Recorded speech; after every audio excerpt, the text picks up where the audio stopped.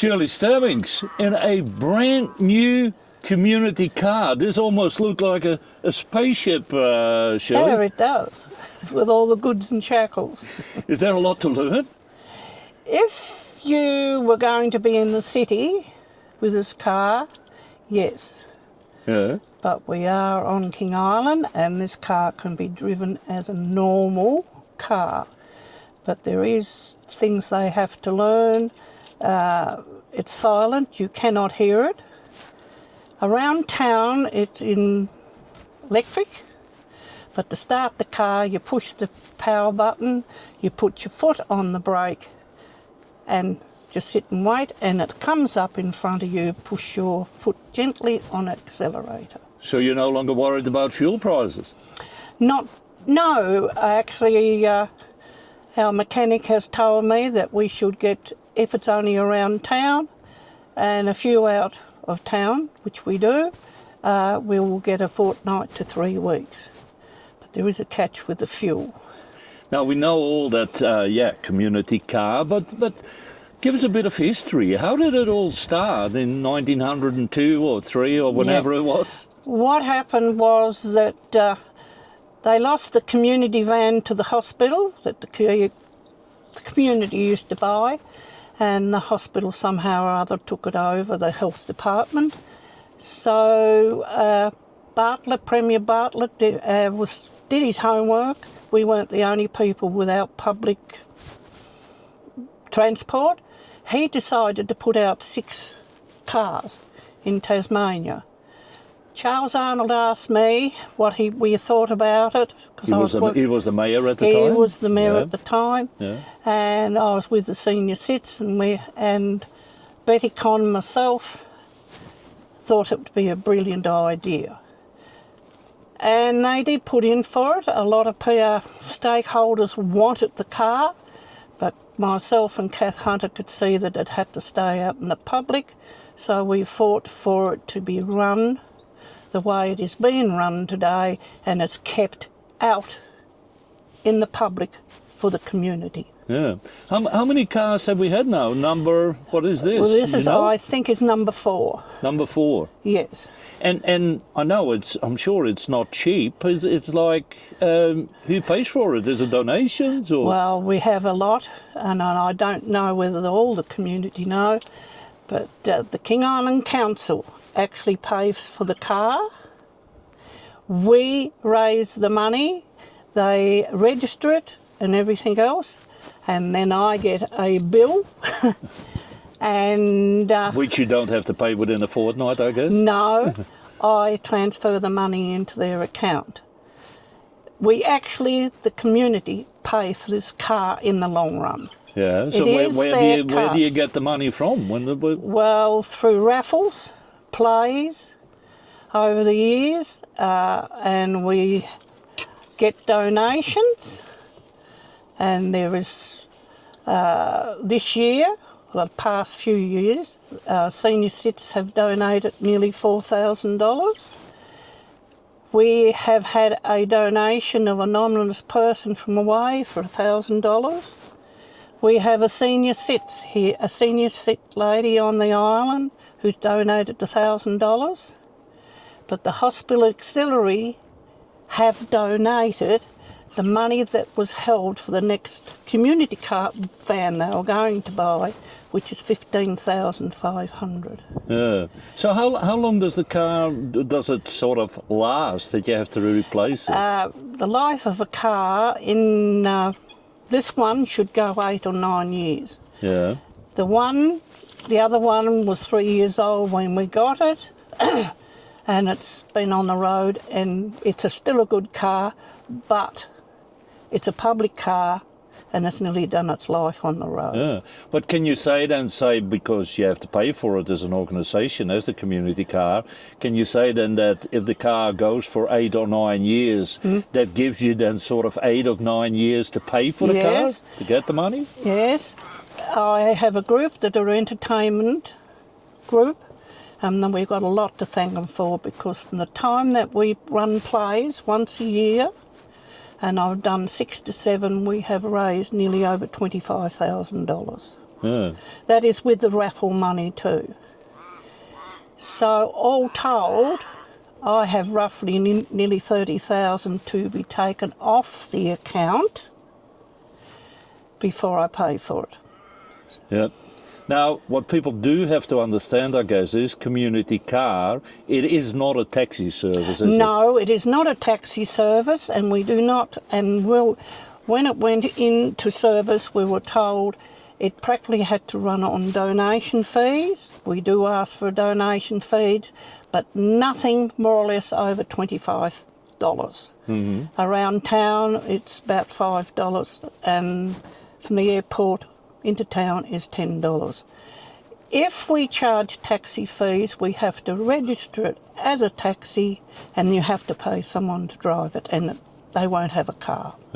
When can I make use then of the community car? That's another thing. We are appealing, and I'm appealing all the time for people. If you have a doctor's appointment or you know where you're going a few days ahead, please, there's a number. Don't ask me the number off my head. You must ring, book the car so we can organise around that day. We do have people sort of ringing and say, hey, I want the car now.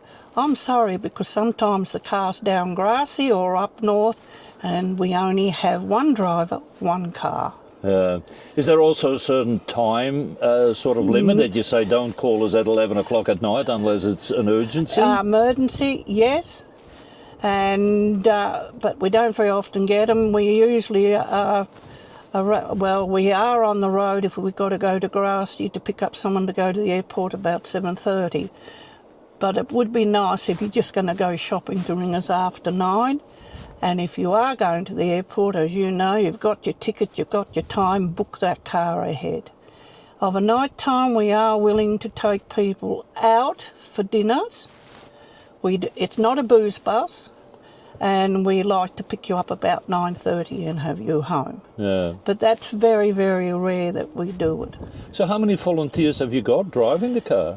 I've only got about 6 at the time, and I would like to think that people think it over and come forward to help us, because none of us are getting any younger. Well, you're not 18 anymore either. No, and I love it.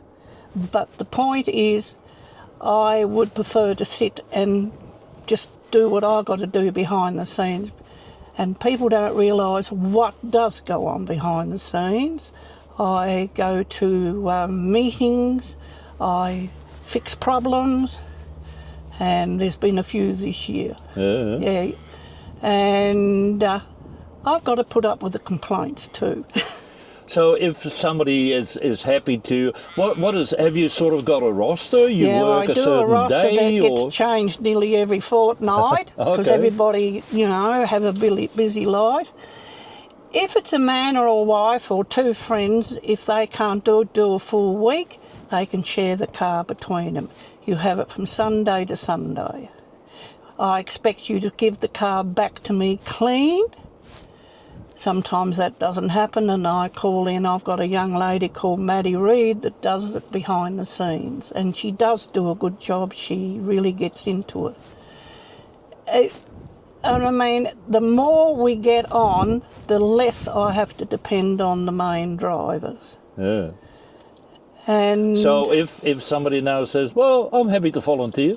Yes, they have to have a certificate to work with kids and adults and that. And after that's passed, they're on board. Yeah. Can they call a number or just find you? Or My phone number is in the directory. They can ring me. Now, some people might be curious now. You've got a brand new, beautiful car here. Mm-hmm. Who's going to get the old car? The King Island Council. And I've already had one person say that, but people need to realise that this King Island Council, without their support of registering the car, they insure the car, and they do all maintenance. Hmm. We as a group have to get the money to pay for the new cars, which we have time. We also have to pay for the liability. and for little things like cleaning gear and all that. Most our money goes into cars. Where would a place be without public transport and taxi service, and particularly I think for our senior citizens, if we didn't have this? Well, the senior cits that use this car permanently, they would be lost. And we don't only pick up people. Ever since the cars have been in service, we can pick up pets, take them to the vet. We can pick up from the vet and deliver them home. Only a couple of weeks ago, I sent one of the drivers out to a woman whose dog needed injections. We delivered and the dog survived. Is it like with taxi drivers that you hear some great stories now and again? My word, you do. I picked up one man who come in on a yacht, and he was a very interesting man. He was a doctor that flew around in the Northern Territory with a flying doctor.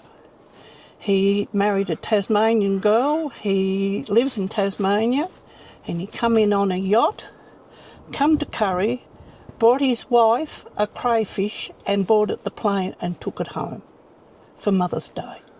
Beautiful, isn't it? Now, with such a beautiful, new, modern car, Shirley, has it got a wallaby sensor or wallaby protector? Well, I will confess to all King Island.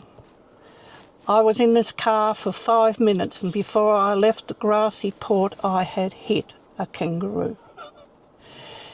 Now, we are worried about that because I was lucky, I was going slow, and the roo did survive. I hit it in the middle with whatever they call it, a nudge bar. Jeff is looking for a bull bar for this car. But on motorcycles, yeah. Yes. Yeah. It has to be the proper because it has sensors in it. But if people are burning along and not reading what's in front of you, but a kangaroo beats that too.